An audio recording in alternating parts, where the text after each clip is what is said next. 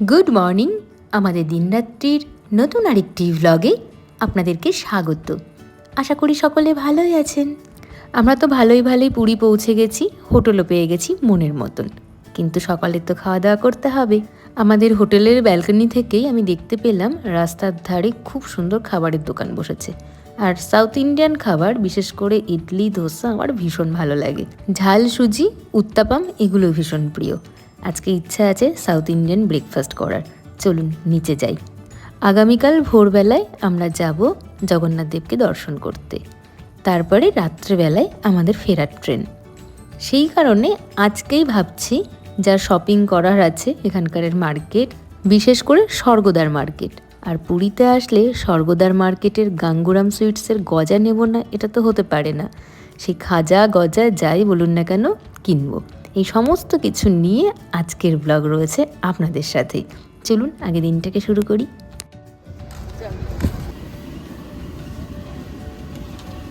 দক্ষিণী খাবারের পসরা নিয়ে বসলেও কিন্তু এখানে পাওয়া যাচ্ছে বাঙালির লুচি ঘুগনি।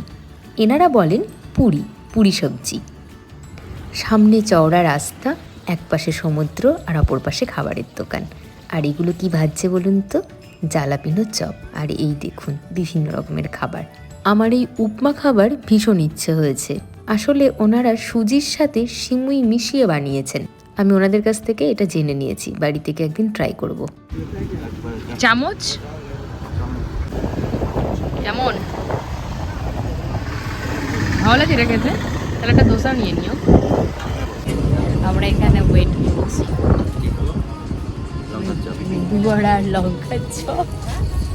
মেদু বড়া আর খাওয়া হলো না, পেট ভীষণ ভরে গেছে উপমা খেয়ে। এত সুন্দর লাগলো, বাড়িতে তো অবশ্যই ট্রাই করতে হবে।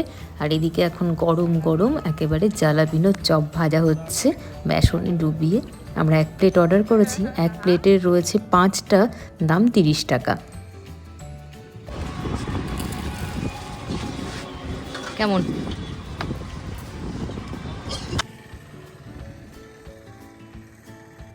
আমরা যে হোটেলটাতে রয়েছি সেই হোটেলটার সুবিধা এটাই, হোটেলের নিচেই খাবারের দোকান রয়েছে আর সামনে রয়েছে সমুদ্র।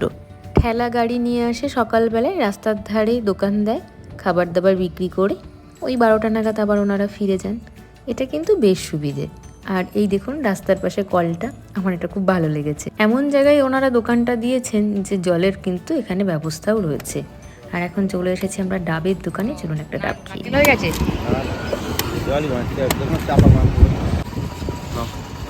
তুমি না ওটা নিচ্ছি।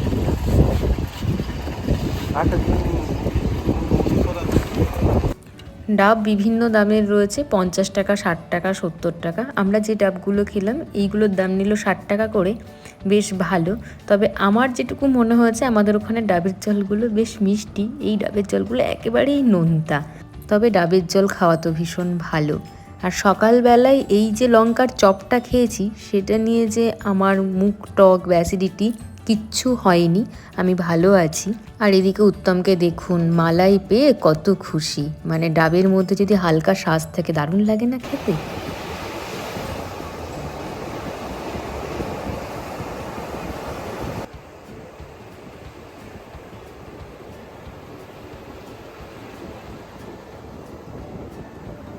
সকলের মুখেই আমি শুনি পুরীর সমুদ্র ভীষণ সুন্দর। সত্যিই সুন্দর, এত বড় বড় ঢেউ আর পুরো নীল জল, এত ভালো লাগছে এই ঢেউগুলো।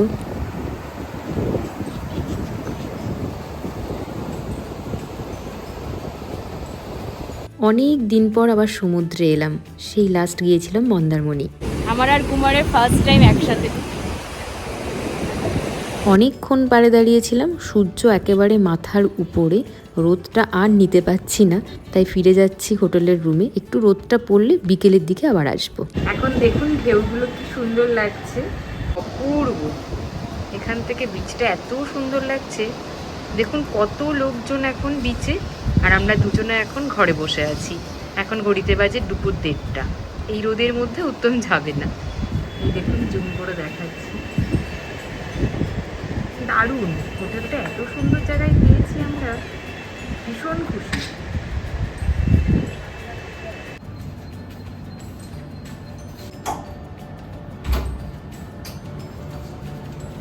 আবার চলে এসেছে, চলুন দুপুরের খাবার খেয়ে নিই। আর কি আছে মেনুতে আপনাদের সাথে শেয়ার করে নিচ্ছি। গজপতি রাধিকা রেস্টুরেন্ট, এটা হচ্ছে এদের আর একটা ব্রাঞ্চ। এই হোটেলটা অনেক বড় এদের, সেইখান থেকে এদের খাবার পার্সেল করে আসে খাবার অর্ডার করলে। থাক থাক থাক। আসলে ওনাদের এই হোটেলেও রান্নার ব্যবস্থা ছিল, কিন্তু গ্যাসের যেহেতু একটু সমস্যা চলছে ওভারঅল ইন্ডিয়া জুড়ে, সেই কারণে রান্নাবান্নার পার্টটা এখন এই হোটেলে আপাতত বন্ধ রয়েছে। আপনি যদি অর্ডার করেন তাহলে আধ ঘন্টার মধ্যে আপনি খাবার ডেলিভারি পেয়ে যাবেন। এই হলো আজকের লাঞ্চ আমাদের, একটা মিক্সড ভেজ, পাঁপড় আর ডাল। কেমন খাবারের স্বাদ? কিন্তু ভালো। দামটা এরকম নিচ্ছে মানে ওদের এটা হচ্ছে বিজনেস না, ওই জন্যই তো। খাবারের স্বাদ ভালো,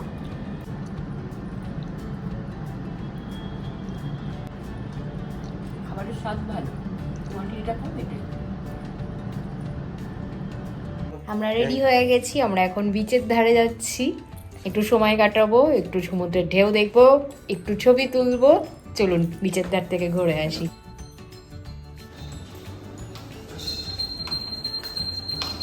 টাটা, চলুন।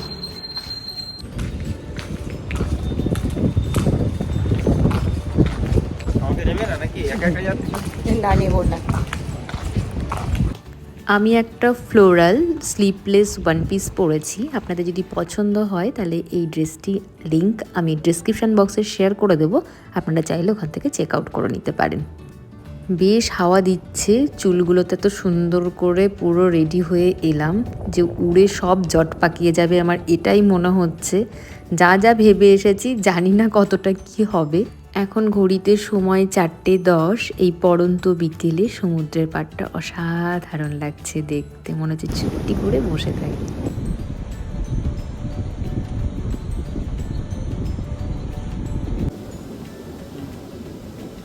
আমার মনে হয় সকালের দিকে না এসে এই সময়টাই সমুদ্রের পাড়ে আসা ভালো।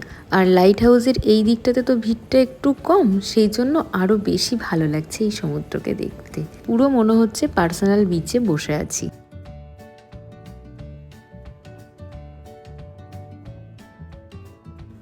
এই দৃশ্যখানি দেখে আমার এত ভালো লাগলো, পুচকেটা তার বাবার কোলে উঠে উটের পিঠে চড়ে ঘুরে বেড়াচ্ছে সমুদ্রের তটে। মানে ভারী মধুর একটি দৃশ্য। কিন্তু যাই হোক, গত দিনের ব্লগে আপনাদেরকে বলেছিলাম কেন তিনবার টিকিট কাটতে হয়েছে আমাদের পুরীতে আসার জন্য, সে কথা এখন বলি। প্রথমবার যখন টিকিট কাটি, মানে তাড়াহুড়োতে এমন ডেটে আমি টিকিট কেটে নিই যে সেই সময় আমাদের বাড়িতে পুজো হয়। এই বিষয়ে আমি বিস্তারিত বলছি, তার আগে এই সানসেটটা একবার একটু দেখে নিন। পুরীতে না আমরা যেখানে আছি, মানে এই সানসেটটা সমুদ্রে হয় না, উল্টো সাইডে হয়, তবে ভীষণ ভালো লাগলো। কিন্তু এবার আসি যে কথা বলছিলাম, মানে বৈশাখ মাসে আমাদের বাড়িতে তো পুজো হয়, আপনারা জানেন ভগবানের প্রতিষ্ঠা দিবস। তো মাকে যখন আমি ডেটটা জানাই, মা বলে ওই দিনই তো অনুষ্ঠান বাড়ির অনুষ্ঠানে বাড়ির মেয়ে বাড়িতে থাকবে না, এটা কি করে হয়? সেই জন্য টিকিট ক্যান্সেল। আর দ্বিতীয়বার ক্যান্সেল করেছিলাম আমার নিজের দোষে। টিকিট কাটার ছিল আমাদের যে ডেটে, সেই ডেটে আমি শালিমার থেকে পুরী টিকিট না কেটে পুরী থেকে শালিমারের টিকিট কেটে নিই। খুব খিদে পেয়েছে, আমরা এখন তৈরি হয়ে গেছি, আমরা এখন মার্কেট যাব, তাহলে একটু খেয়ে নিই।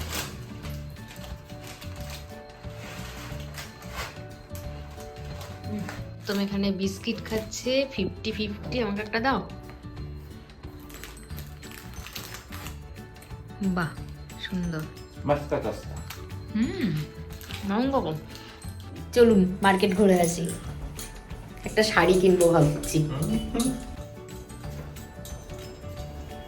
এখানকার ওয়েদারটাও না ওয়েস্ট বেঙ্গলের মতন, এসি থেকে বেরোনোই যাচ্ছে না, এত গরম। তবে হাওয়াও রয়েছে ভীষণ, কিন্তু সমুদ্রের পাড়ের এই নোনা হাওয়াতে কেমন প্যাচপেচে হয়ে যায় না।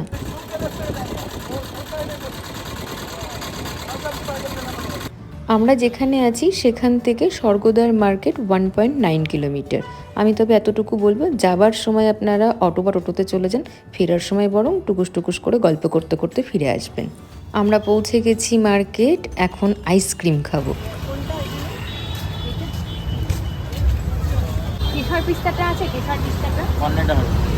আমুলের কেশর পিস্তাটা খেতে ভীষণ ভালো লাগে। আমি তো কোণে সেইটা নিয়ে নিলাম।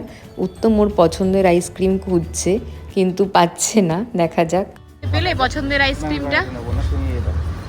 এখনো খুঁজে যাচ্ছে। পছন্দের আইসক্রিম না পাওয়াতে স্যারের মুডই খারাপ। শেষ পর্যন্ত একটা ভ্যানিলা ফ্লেভারের আমুলের যে নর্মাল বাটিগুলো থাকে সেই আইসক্রিমই খেয়েছে। তবে আমার আইসক্রিমটা কিন্তু দুর্দান্ত ছিল। আমি ওর সাথে শেয়ার করেছি অবশ্যই। কোণের থেকে না আমার বাটিতে যে কেশর পিস্তাটা পাওয়া যায় ওটা খেতে বেশি ভালো লাগে। আমরা যেখানে দাঁড়িয়ে আছি এটাই স্বর্গদ্বার মার্কেট। পাশেই সেই স্বর্গদ্বার শ্মশান রয়েছে। আপনাদের সাথে একটুখানি শেয়ার করে দিই।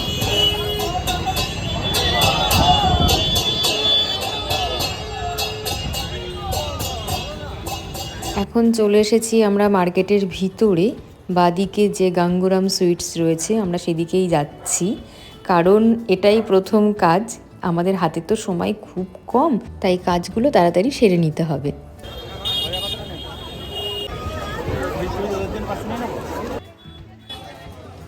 গজার দোকানের লাইনটা একবার দেখুন। গজাই এক ব্যাগ হয়ে গেল। চলো এবার শাড়ির দোকানে। গাঙ্গুরামের গজার দামের তালিকাটা আমি কিন্তু শেয়ার করে দিয়েছি, আপনারা পজ করে দেখে নিতে পারেন। শুধু বলি আমরা কিন্তু দেশি ঘিয়ে ভাজা 2 কেজি গজা নিয়েছি। যাই হোক, আমরা এখন চলে এসেছি শাড়ির দোকানে আর দেখছি এখন বেডশিট।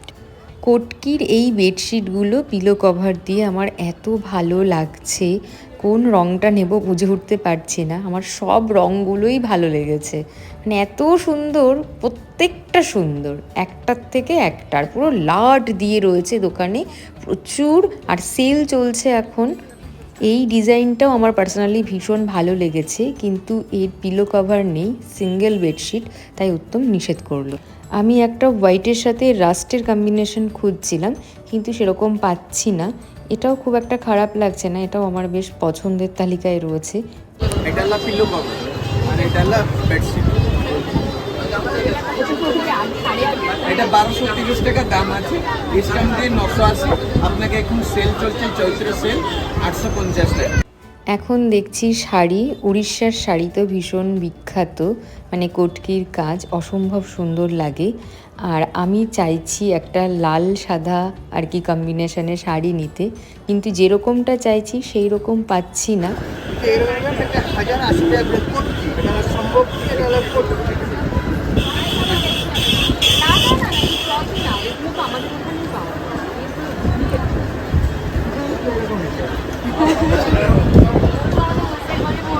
শাড়িগুলোর দাম বড্ড বেশি বলছে। পিওর মেটেরিয়ালও রয়েছে, আর্টের ওপরেও রয়েছে, কিন্তু আমি আর্টের ওপরে চাইছি না, পিওরের ওপরেই চাইছি।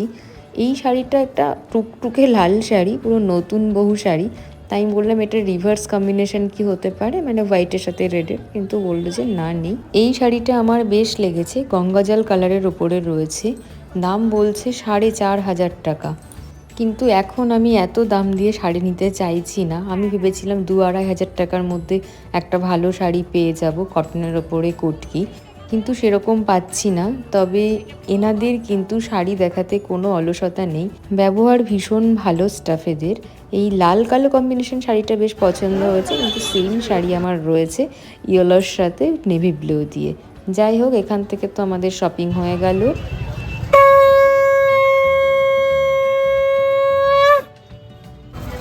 ভালো লাগছে, পাথরের না?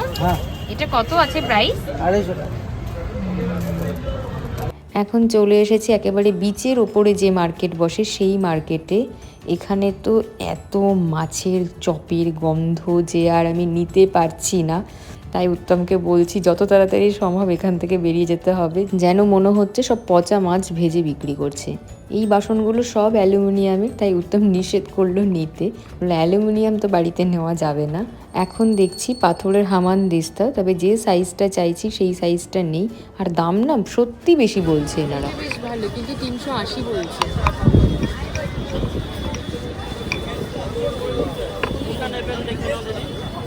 মূলত বিচের ধারে এসেছিলাম যে হ্যান্ড পেন্টিংগুলো নিয়ে বসেন শিল্পীরা, সেই দোকানের খোঁজে। সেই দোকান আমি এখানে পাইনি, তবে যা পেয়েছি সেই সকালের জালাপিনো চপের লঙ্কার পকোড়া খাবে। এটা না সকালেরটা বেশি ভালো ছিল না? এটাও খারাপ না, ভালো। কেনাকাটা কমপ্লিট, খাওয়া দাওয়া কমপ্লিট, এখন যাচ্ছি ঘরে। আর উত্তমের হাতে দেখুন ব্যাগগুলো, দাঁড়ান দেখাচ্ছি।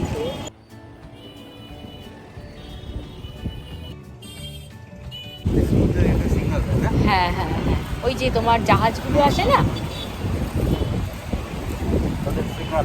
হ্যাঁ কি সুন্দর না, এই দিকটা বেশি ভালো, একটু ফাঁকা, মানে হেঁটে চলে, হ্যাঁ কথা বলে শান্তি, দীঘার মতো।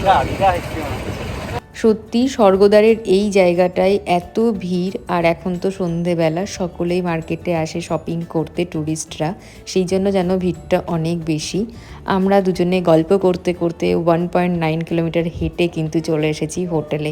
আমাদের কোনো কষ্ট হয়নি, মানে বেশ ভালো লাগছিল বিচের পাশ দিয়ে ফুটপাথ দিয়ে হাঁটতে। যাই হোক, আমাদের রুম থেকে সমুদ্রটাকে আপনাদেরকে আরও একবার দেখিয়ে দিলাম। আর আগামীকাল যাব ভগবানের দর্শন করতে। আজ আসি।